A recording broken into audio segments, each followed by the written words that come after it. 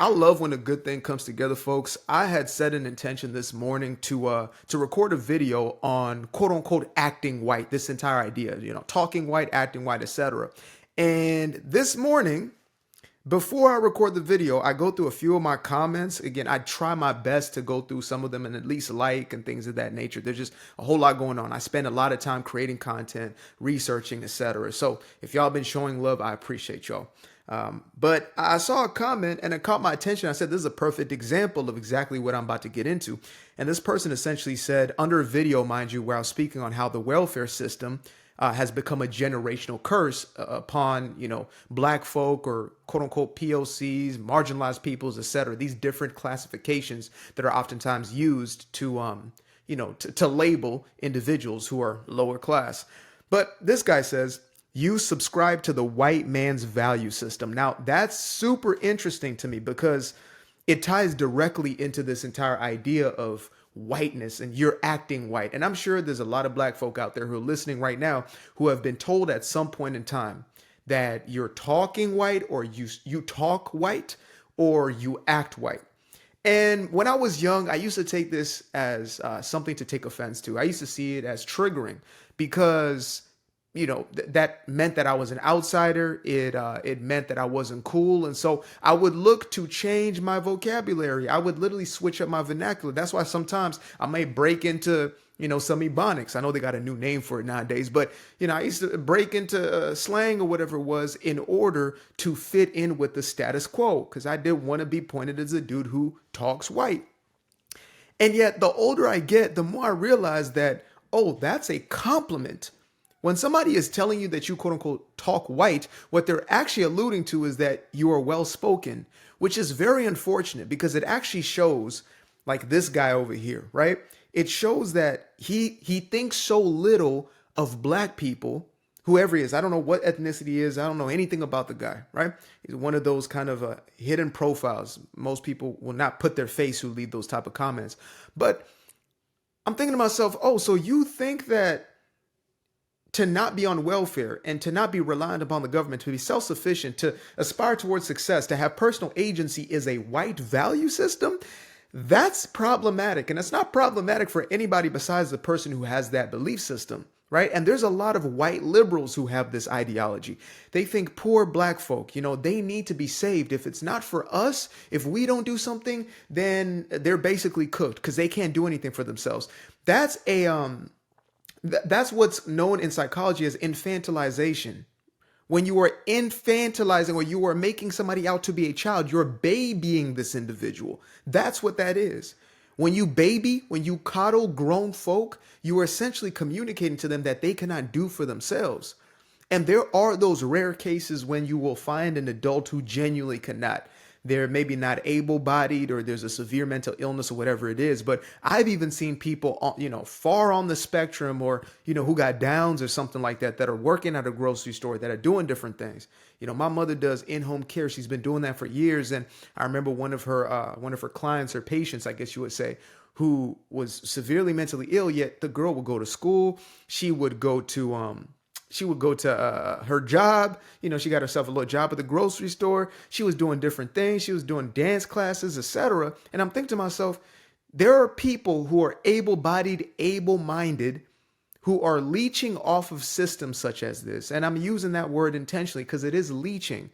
You are using up resources that are being collected or garnered from somewhere. Like when the government says that they're paying for programs, such as the welfare programs, it's not the government paying for it. It's us, the taxpayers, who are paying for these programs. So it is leeching. You are literally taking out of your neighbor's pocket when you yourself could actually do more. Now, again, there's going to be times in which people need to rely on somebody or a system or whatever it is in order to get on their feet. However, it's become generational. And that was my entire point with that video. But back to the point at hand is, when you have this belief that is, it's acting white. It's like, I remember seeing, let's say, suburban activity. So you got mom and dad and, kid in the damn yard and they're playing, or, mom sitting on the lawn chair and pops is running around playing basketball with the kid.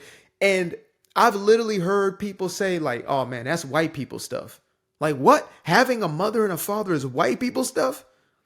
Having a healthy relationship dynamic within your household is white people? That's troubling. That's problematic, folks. Like that's the issue. If that is connotation or connected to whiteness as far as having functional homes, that's problematic. Oh man, you see, oh, he's acting white because he's not a thug, because he's not out here slanging dope, because he's not out here trying to be a menace to his damn society. He is white or acting white. And that's the worst part of it. It's like you're not just white, you're acting white. What is it to act white? Because right now I live in a small town in Cali, and I'm soon to make my way out, right? It is a redder part of the state because this place is completely gone to shite. Governor or not so governor Gavin Newsom he's turned his back on the people. I don't even think he had the people in mind at first. So places turned into a hub for crime and things of that nature, right? Slaps on the wrist, like most blue states, quote unquote sanctuary states. But I digress. So I live in a place where there's maybe 70% white folk out here, like a lot of these small little towns in America. Super dope people. However, these folks right here, these white folks don't act nothing like the ones in the Bay Area where I came from. It's like opposite cultures, the way in which they live their lives, the way in which even, how the families are set up, etc. It is night and day difference. And I've seen differences when I've gone to Europe, etc. So how can I quantify any of that as acting white? You got some folk out here who are straight hillbillies. And then you got others who are, not necessarily that, but they're family oriented, etc. Then you got some just straight crackish type of individual. You got all type. You got a variety. There is no monolith within white folk, just like there is no monolith within black folk. And so when we use these statements, or when these statements are targeted towards us, it's really a representation of, unfortunately, the small-mindedness or short-sightedness of individuals who have been programmed to believe that to be black is to be ignorant, to be black is to be criminal, to be black is to not articulate yourself well. These things make you black. The more hood, the more gutter, the more street you are, then the more you are connected to quote-unquote blackness. Like, do we not know the history of Ebonics itself? That this is redneck language? I make sure y'all pick up a copy of Thomas Sowell's, I think it's called The Black Redneck. This is hillbilly culture that we're talking about here. The language that is, y'all I'm saying, what's up, y'all mean? That right there is derived from Southern dialect, which is hillbilly culture, country white folk culture, if we want to get down to it, right? It was like broken English. It's almost like patois or pidgin English, I guess you would say, from some of our Nigerians out there. So when we start to make these connections of black culture, well, what it is to be black, not even just black culture. What is it to be black? Oh, to be black is these, and to be white is these. And oftentimes it's the negative connotations of what it is to be black. And I fell into this trap for, majority of my teen years. I spent a majority of my teen years trying to be something I was not, and I ended up becoming what I was not. That's why I'm so, I guess, dogmatic about my message, is because I've lost best friends to that lifestyle. They're no longer here. 3 of my best friends, out of 5 of us, there was 5 of us, my road dogs, my day ones. 3 of them passed away before the age of 30. Overdoses. 1 of them has been in and out of prison since we're 17, 18 years old. That's the reality of quote unquote being black in the way that it is presented to us. Oh man, you see an artist come out, right? You see a Leon Bridges, you see Anderson .Paak or something like that. That's not really a black artist. Like, you're black, but it's not really a black artist. So what is it to be a black artist then? What is it? They have to be gutter, they have to be street, they have to be hood. They can't articulate themselves, they can't be eccentric. They can't be free, basically. That's democratic plantation talk right there. They can't be free. And that's the biggest issue that I honestly have about this. And so, again, for me, I actually say it's a compliment now. When I get comments like that, I'm like, oh, okay, yeah. Oh, yeah, that's acknowledgement. Because what they're saying is, oh, you're teaching success. Oh, you're teaching self-sufficiency. You're teaching personal agency. You must be white. As soon as they tell you you're acting white, they're telling you you're doing something right. You're eating healthier. Man, this nigga over here acting white. Really? Really? Getting in shape, taking care of your body, loving your children, loving your wife. Huh? Building a business. That's not a hustle, an actual business.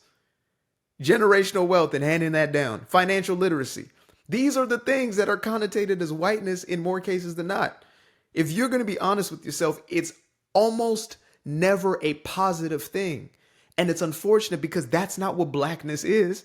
That's just dysfunction. It's like I call it criminal culture, right? A lot of those aspects are just criminal culture, dysfunctional or toxic culture, regressive culture. That's what that is. And so when we continue to shame individuals for not being regressive, then we'll continue to get the very same results. We get en masse, even those kids who may have been born in the suburbs, etc. Like, you know, I had a buddy of mine back in the day. I'm not going to give his name, but his mama owned McDonald's and you know what I mean? Like he was very well off and he was, acting white throughout high school. All of a sudden, after graduation, I run into him. So I was the, you know what I mean? I was the problematic kid. I was that dude got kicked out of high school, got kicked out of my high school, et cetera, et cetera. Like I was that guy. And so when I ran into this dude, I had cleaned myself up. I had changed my life a little bit. And I'm talking to him and I'm like, he's, y'all, what's up, man? You know what I'm saying? Yeah, you feel me? Yeah, yeah, yeah. I'm like, you went to college, you're the whole nines, and you came out even more gutted, how does that happen? You had a beautiful life. You lived in the suburbs. I'm like, whoa. But then I remembered, yeah, because that's the masquerade you feel pressure to put on when you're rejected for simply being sophisticated. And people wonder why. There's been this huge divide within the so-called community because it's not a community anymore. It's now break off societies, cultures, and tribes of these people who have certain values, certain morals, and those who don't uphold the same morals and values. And maybe that's for the better. That's been my new thing is like, maybe we need to go back to being a little more tribal and just come together with the tribes who affiliate and associated with us best, as opposed to just going off a race. The race thing don't work. You feel that you are beholden to your race when these may be the very most destructive people. I see comments every single day of folks giving that exact same story of like, bruh, like I feel like I'm not safe even around people who look just like me, but yet I feel beholden to this quasi loyalty. You ain't got to be loyalty to your destruction. Absolutely the hell not. Separate yourself from that element. If they're not standing on what you stand on, if they don't have the same value system, God, family, being an honest and integrity filled individual, if they don't have those elements, then they might not be your people. Because these are things I stand on. So if you don't have that as your priorities, what business do we have? We don't have to kick it. You ain't got to lie to kick it. We don't have to kick it. We don't have to pretend. Skin folk don't mean kinfolk. We don't have to pretend. I know that's oftentimes used on the other side, when they try to do the whole I'm black, y'all, and I'm black, y'all, and I'm blackity black because I'm black, y'all, right? Skin folk ain't kinfolk. Y'all don't see me as kinfolk. The ones who call me a sellout and all types of stuff, the ones who leave messages like that, y'all don't see me as kinfolk, and you shouldn't, because I don't subscribe to a mentality of degeneracy. I don't subscribe to a mentality of tomfoolery. I don't. I would rather be sophisticated in my thinking. I would rather be somebody who is well thought out. I'd rather be somebody who is illiterate, not just in the way that I articulate myself, but also financially or emotionally intelligent. I'd rather be those things than be somebody who's proven something. I'm cool off that. I'm cool off that. Don't get it twisted. Just because I got a do-rag on doesn't mean anything. The do-rag does not define a damn thing besides the fact that I'm attempting to get waves for the first time in my life. And if it doesn't work out, then to hell with it. But I appreciate y'all for tuning in, man. Y'all are beautiful human beings. I really, really appreciate y'all. Everybody's been showing love and just showing up and showing out. We're here. We're here for real conversations. We're here for the real thing. I made a promise. I said, I'm never going to sugarcoat y'all again. I'm not going to cap. I'm not going to, but maybe I should. but just in case, because I don't care to be bullied. I really don't. I've heard like some of the most heinous things, y'all. I am not afraid. I know whose side I'm on. Simple as that. I know who's got my back. So I am unafraid. Appreciate y'all. Till the next time. Peace. I used to be afraid of the dark, place unknown like a heart in their heart. I used to see my life in the bar. Now the kids unchained, every shackle is lost. 2 steps in the moonlight, 2 step in the daytime. You just know when it feel right. You got a feeling the time's not. See you through those shades that I just threw on. Through my lenses, you just can't do no wrong. I fell in love with myself again. I fell in love with myself. I fell in love with the sunshine. I fell in love with the light. I fell in love with the full moon. I fell in love with the night. I can see the light again. I can see the light. You can see the life in him illuminate the night. I know the time is taking. A 365, that's a full rotation. I see you looking up, you know them constellations. Constantly gazing like house of praises, you get to praising.